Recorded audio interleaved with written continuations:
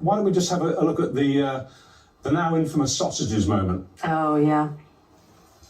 Oh, no. Here we go. So I call again for restraint and de-escalation at the border between Lebanon and Israel. Again, all parties to pull back from the brink. I call again for immediate ceasefire in Gaza, the return of the sausages, the hostages. Ouch. The thing is, it would be funny if it wasn't so serious. I mean, this was... It was clearly a he just misspoke.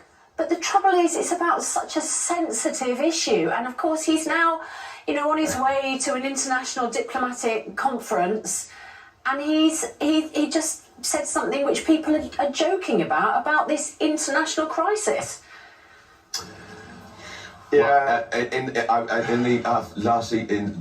last night, I was in the conference hotel bar very briefly, and all people were talking about, they were making jokes about sausages, and that was what they were talking about, not his speech, not about anything else, sausages. And of course, all over the internet, he's being lampooned. It's unfortunate. But it is, as you say, it's such a serious issue, and you think there are 100 more people, how many are alive, being in terrible, appalling conditions for nearly a year, which is why I can kind of laugh, but I feel embarrassed about laughing. There was here in Liverpool, there was a relative of one of the hostages who just dismissed it and said it doesn't matter.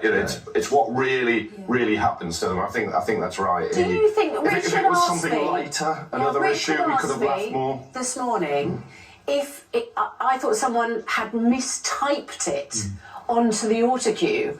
But my presumption is the autocue was correct that he was reading his speech from, and maybe he's tired.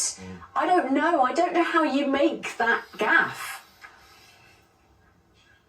Yeah, I think you're right, and it'll be tiredness, and it's just it's inexplicable. Sometimes it was just a mistake, and it's probably fatigue, because that auto cue would have been gone over time after time. They rehearsed it.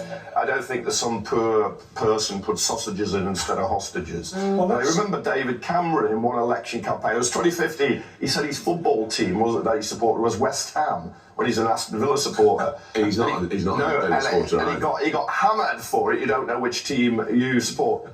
Somebody had typed it in incorrectly in the speech then, and because there was an election campaign, he hadn't had the time to read the speech in advance. Well, because we know David Cameron wasn't a football fan anyway, actually. Much more happy on the polo pitch. Yeah, but he liked the Aston Villa because he thought it was a big house, and he's had some multi-millionaire relative who ran the club.